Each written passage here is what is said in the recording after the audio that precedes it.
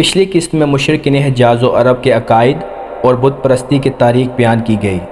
اس قسط میں ہم آپ صلی اللہ علیہ وآلہ وسلم کی ولادت مبارکہ کے وقت سرزمین عرب میں موجود دوسرے مذاہب اور ادیان کا ایک مختصر جائزہ پیش کریں گے۔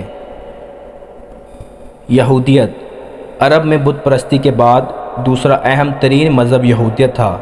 یہ لوگ دو وجہ سے اس سرزمین میں آباد ہوئے۔ ایک تو اس لیے کہ حضرت عیسیٰ علیہ السلام کی پیدائش سے 500 سال پہلے جب بابل کے بادشاہ فخر نظار نے فلسطین کو تاراج کیا اور تباہ و برباد کیا تو یہودیوں کے بہت سے قبائل جان بچا کر دنیا کے کئی دوسرے حصوں کی طرف بھاگے۔ انہی میں سے چند قبائل عرب کی طرف آ نکلے اور خود کو یہاں محفوظ جان کر آباد ہو گئے۔ دوسری بہت اہم وجہ یہ تھی کہ یہودیوں کو تورات اور زبور کی پیشن گوئیوں کی وجہ سے علم تھا کہ اللہ عنقریب اپنا آخری پیغمبر صلی اللہ علیہ وآلہ وسلم سرزمین عرب میں مبعوث فرمانے والا ہے۔ یہ اس نبی کو اپنا نجات دہندہ جانتے تھے، اس لیے یہ لوگ آخری نبی کے انتظار میں یہاں آ کر آباد ہو گئے۔ چونکہ حضرت ابراہیم علیہ السلام سے لے کر آپ صلی اللہ علیہ وآلہ وسلم تک جتنے بھی نبی آئے سب بنی اسرائیل میں سے ہی مبعوث ہوئے تھے، تو اس بنا پر ان کا خیال تھا کہ آخری نبی بھی بنی اسرائیل سے ہی ہوگا۔ مگر جب آپ صلی اللہ علیہ وآلہ وسلم کو نبوت ملی تو اس بات کے باوجود کہ تورات اور زبور اور دوسرے الہامی صحائف میں آخری نبی کی جو نشانیاں بتائی گئی تھی سب کی سب آپ صلی اللہ علیہ وآلہ وسلم میں کھلے عام نظر آ گئی۔ مگر عرب کے یہود نے محض اس حسد سے اور تعصب پر کہ آپ صلی اللہ علیہ وآلہ وسلم بنی اسرائیل کے بجائے بنی اسماعیل میں سے تھے، آپ صلی اللہ علیہ وآلہ وسلم کو نبی ماننے سے انکار کر دیا۔ سب سے پہلے یہ لوگ یثرب اور خیبر علاقہ میں آباد ہوئے۔ ان کے اثر سے کچھ مقامی افراد نے بھی یہودیت اختیار کر لی۔ پھر 354 قبل مسیح میں یثرب سے دو یہودی مبلغ یمن پہنچے تو ان کے اثر سے یمن کے حمیری بادشاہ یوسف زنواس نے جب یہودی مذہب قبول کر لیا تو یمن میں یہودیت کو بہت فروغ ملا۔ یہ لوگ اپنے علم اور دولت کی وجہ سے خود کو عربوں سے بہت بہتر خیال کرتے تھے اور عربوں کو اپنے مقابلے میں امی یعنی جاہل سمجھتے تھے۔ نسلی برتری کا شکار یہ متعصب قوم خود کو خدا کا چہیتا اور برگزیدہ تصور کرتی تھی۔ ان کا خیال تھا کہ جہنم کی آگ ان کو چند دن سے زیادہ نہیں چھوئے گی، حالانکہ یہ لوگ اپنے تمام تر اوصاف کھو چکے تھے۔ سود خوری ان کا شعار بن چکی تھی۔ حسب ضرورت تورات اور مذہبی احکام میں تعریف کرنا ان کے ہاں عام تھا۔ مذہب گویا ان کے گھر کی لونڈی جیسا تھا جس کے ساتھ وہ جو چاہے کریں۔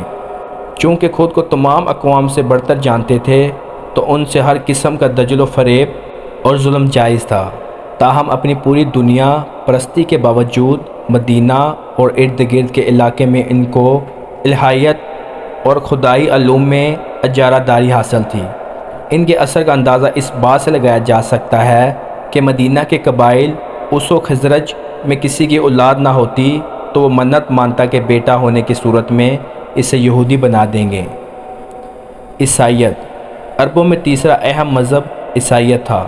حضرت عیسیٰ علیہ السلام سے کم و بیش 250 سال بعد روم کی عیسائی حکومت کے زیر اثر شام کی طرف کے عرب قبائل نے عیسائیت قبول کر لی۔ دوسری طرف ہیرا کے عرب بادشاہ نعمان بن منظر نے دین عیسائیت قبول کیا تو وہاں کے بہت سے لوگ عیسائی ہو گئے، جبکہ یمن میں جب عیسائی مبلغین کی تبلیغ پر کچھ لوگ عیسائی ہوئے تو یہودی بادشاہ یوسف زنواس نے ان پر بے پناہ ظلم و ستم کیا اور پھر قتل کر دیا۔ روم کی عیسائی حکومت تک جب یہ خبر پہنچی تو کیسر روم بہت غضبناک ہوا۔ اس نے شاہ حبشہ کو جو رومی حلقہ سر میں ایک عیسائی حکمران تھا حکم دیا کہ یوسف زنواس سے اس ظلم و ستم کا بدلہ لیا جائے۔ چنانچہ وہاں سے ایک حبشی نژاد لشکر آیا اور یوسف زنواس کو شکست دے کر یمن پر بھی عیسائی حکومت قائم کر دی۔ ابرہہ بن اشرم اسی لشکر کا ایک فوجی سردار تھا جو بدتریج ترقی کر کے بالآخر یمن کا نیم خود مختار بادشاہ بن بیٹھا۔ یہ کٹر عیسائی تھا اور اس نے یمن میں عیسائیت کے فروغ کے لیے بے پناہ کام کیا۔ یاد رہے کہ یہ وہی ابرہہ ہے جس نے صنعا میں خانہ کعبہ کے مقابلے پر ایک عظیم الشان کلیسا تعمیر کرایا اور پھر خانہ کعبہ کو گرانے کے ارادے سے مکہ پر حملہ آور ہوا تھا۔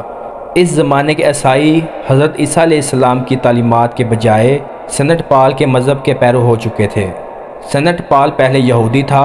اس نے دعویٰ کیا کہ اسے حضرت عیسیٰ علیہ السلام نے خواب میں حکم دیا ہے کہ میرا دین پھیلاؤ۔ یوں وہ عیسائی ہوا اور پھر اس نے بتدریج عیسائیت کو ایک الہامی مذہب سے شرک و گمراہی سے لتھارا ہوا مذہب بنا دیا۔ اس نے عیسائیت میں عقید تثلیث یعنی 3 خداؤں کا عقیدہ شامل کیا۔ حضرت عیسیٰ علیہ السلام کو اللہ کا بیٹا ٹھہرایا۔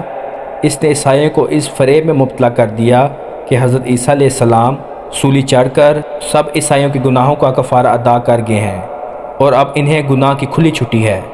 سنٹ پال کے زیر اثر عیسائی صرف پادری کے سامنے اعتراف جرم و گناہ کو ہی کافی سمجھتے، تاہم یہود کے مقابلے میں ان کی اخلاقی حالت قدر بہتر تھی اور قبول حق کی صلاحیت سے بھی یہ لوگ بہرہ ور تھے۔ اس بات کا اندازہ آج بھی کیا جا سکتا ہے کہ آج بھی اسلام کی حقانیت جان کر مسلمان ہونے والوں میں یہودی کے مقابلے میں عیسائیوں کی تعداد بہت زیادہ ہے۔ آج کی ویڈیو میں ہمارا ساتھ یہیں تک تھا۔ انشاءاللہ ملتے ہیں اگلی ویڈیو میں، تب تک لیے اللہ نگہباں۔